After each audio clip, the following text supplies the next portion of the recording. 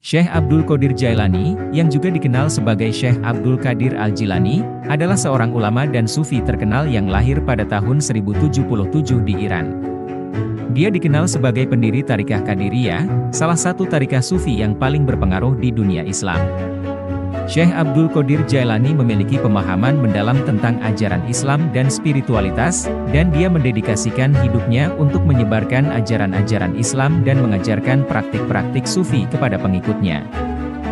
Dia mengembara ke berbagai tempat dalam perjalanannya mencari ilmu dan makrifat, pengetahuan tentang Tuhan. Syekh Abdul Qadir Jailani juga dikenal karena karya-karyanya yang mendalam tentang ajaran Islam dan Sufi, yang termasuk dalam kitab-kitabnya yang terkenal seperti Futuh Al-Ghaib, Pembukaan Rahasia, dan Al-Ghunya li Talibi Tariq Al-Haq. Syekh Abdul Qadir Jailani wafat pada tahun 1166 di Baghdad, Irak. Namun warisan spiritualnya terus hidup melalui pengikut-pengikutnya dan Tariqah Qadiriyah yang tetap aktif hingga hari ini. Beliau dihormati sebagai salah satu sufi paling terkemuka dalam sejarah Islam dan dianggap sebagai figur sufi yang sangat penting dalam tradisi sufi. Syekh Abdul Qadir Jailani dikenal tidak hanya karena kebijaksanaan dan kedalaman ilmunya, tetapi juga karena kata-kata yang mengandung makna spiritual dan nasihat yang mendalam. Berikut adalah beberapa kutipan kata-kata Syekh Abdul Qadir Jailani yang mencakup berbagai aspek kehidupan spiritual, dari ketulusan niat dalam pencarian ilmu hingga pentingnya rendah hati dalam menjalani perjalanan kehidupan yang penuh makna. 1. Ubahlah karenanya sesuatu yang dia benci dari nafsumu sehingga dia memberimu apa yang kamu sukai. Jalan itu luas. Berdirilah dan teguhlah. Beramalah dan jangan lalai selama tali dengan dua ujungnya di tanganmu. Mohonlah pertolongan kepadanya atas sesuatu yang menjadikan kebaikanmu. Kendarailah nafsumu, jika tidak, ia akan mengendarai kamu. Nafsu itu tukang memerintahkan keburukan di dunia dan tukang mencela di akhirat. 2. Bersopanlah yang baik terhadapnya dan terhadap makhluknya. Sedikitlah berbicara yang tidak berguna bagimu. 3. Orang-orang yang meninggalkan amal dalam keadaan berilmu, ilmu itu akan melupakanmu dan berkahnya hilang dari hatimu. Wahai orang-orang yang bodoh! Seandainya kamu mengetahuinya niscaya kamu mengetahui siksaan-siksaannya. 4. Syirik itu ada pada lahir dan batin. Syirik lahir ialah menyembah berhala sedangkan syirik batin ialah berpegang kepada makhluk dan memandang mereka dapat memberi kemudaratan dan manfaat. 5. Wahai anak! Janganlah kamu menuntut sesuatu kepada seseorang. Dan jika kamu mampu untuk memberi dan tidak mengambil maka lakukanlah. Kamu melayani dan kamu tidak minta dilayani oleh orang lain maka lakukanlah. 6. Jadikanlah akhirat itu sebagai modalmu, dan jadikan dunia itu sebagai keuntunganmu. Gunakanlah seluruh waktumu untuk menghasilkan akhiratmu. Lalu apabila dari waktumu itu ada sedikit yang tersisa, maka gunakanlah untuk berusaha dalam urusan duniamu dan mencari penghidupan. 7. Nasihatilah dirimu terlebih dahulu, barulah kemudian menasihati orang lain. Kamu harus lebih memperhatikan nasib dirimu. Janganlah kamu menoleh pada orang lain sedangkan dalam dirimu masih ada sesuatu yang harus diperbaiki.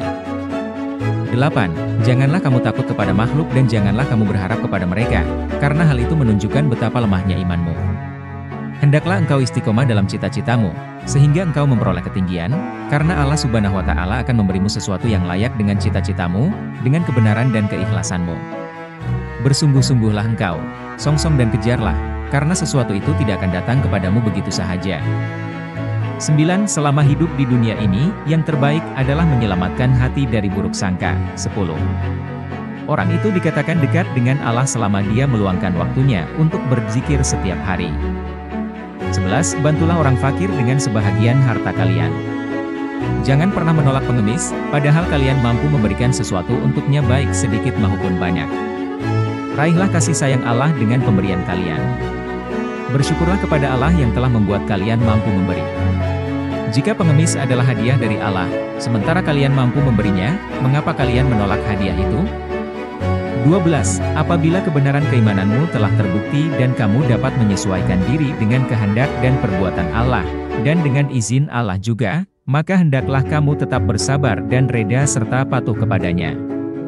Janganlah kamu melakukan apa saja yang dilarang oleh Allah. Apabila perintahnya telah datang, maka dengarkanlah, perhatikanlah, bersegeralah melakukannya, senantiasalah kamu bergerak dan jangan bersikap pasif terhadap takdir dan perbuatannya. 13. Janganlah bersusah payah untuk mendapatkan keuntungan, dan jangan pula mencoba menghindarkan diri dari malapetaka. Keuntungan itu akan datang kepadamu jika memang sudah ditentukan oleh Allah untukmu, baik sengaja mencarinya maupun tidak. Malapetaka itu pun akan datang menimpamu, jika memang telah ditetapkan oleh Allah untukmu, baik kamu membencinya, maupun mencoba menghindarkannya dengan doa dan sholat atau menghadapinya dengan penuh kesabaran, karena hendak mencari keredaan Allah. 14. Taubatlah engkau dari riak dan nifak. Janganlah malu mengakui hal itu atas dirimu.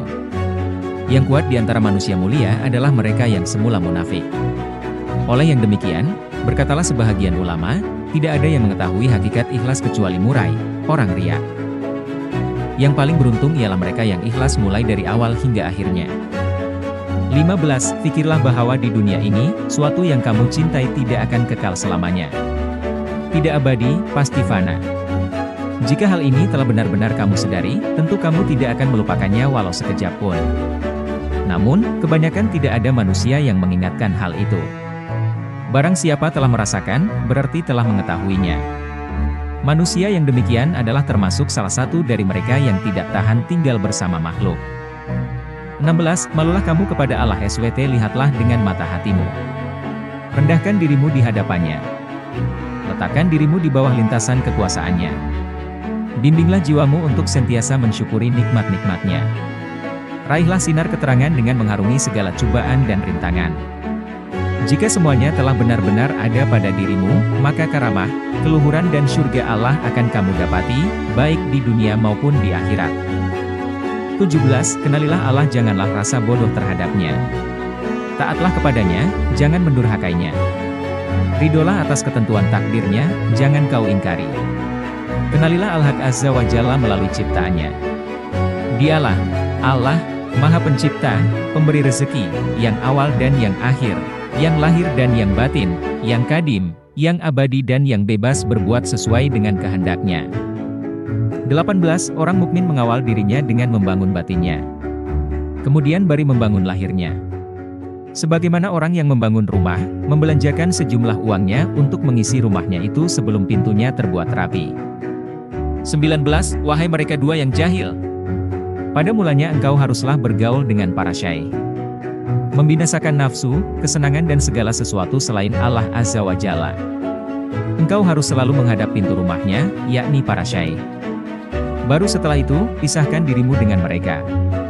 Bersilalah di persadamu sendirian, hanya bersama Allah Azza wa Jalla. Jika semuanya itu telah engkau capai, niscaya engkau akan jadi ubat bagi makhluk. Menjadi petunjuk yang menuntut mereka atas selain Allah Azza wa Jalla. 20. Aku mengajak kamu menghadap kehadirat Allah Azza wa Jalla.